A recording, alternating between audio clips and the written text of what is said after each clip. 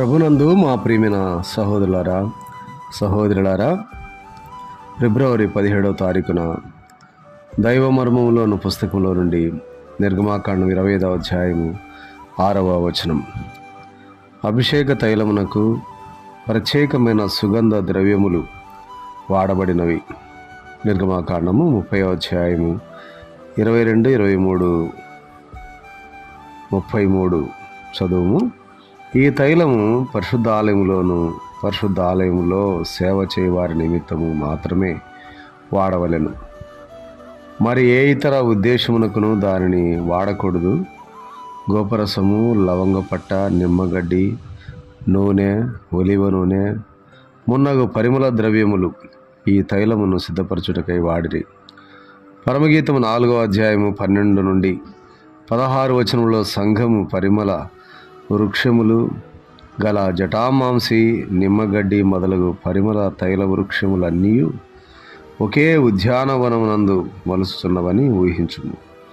జాగ్రత్తగా పెంచిన తర్వాత పువ్వులు పూయసాగును.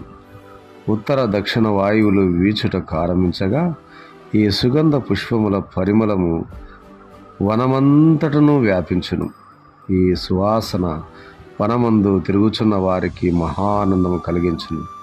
నా ప్రియుడు ఉద్యానవనమునకు వేంచేయునుగాక, తనకిష్టమైన ఫలములను అతడు భుజించునుగాక. పరమగీతం 4:16 అని పెండ్లి కుమార్తె పాడినట్లు నీవు ప్రభువైన యేసుక్రీస్తును పాడగలవా? నా హృదయం నుండి పరిమళ తైలవృక్షముల ఉద్యానవనమునకు రమ్ము ప్రభువా అని నీవు పాడగలవా? దేవుని మహిమపరచునట్టి జీవితము జీవించని ఎడల నీలో నుండి ఏ పరిమళ తైల ద్రవ్యముల సువాసనయు ఆయనకు వీచదు.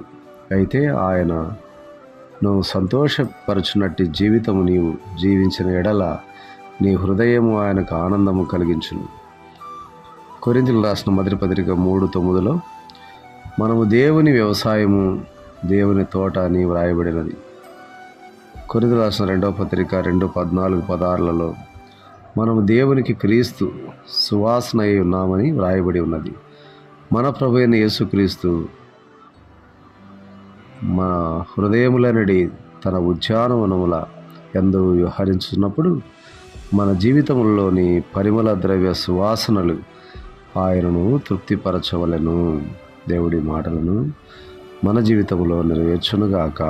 ఆమేన్.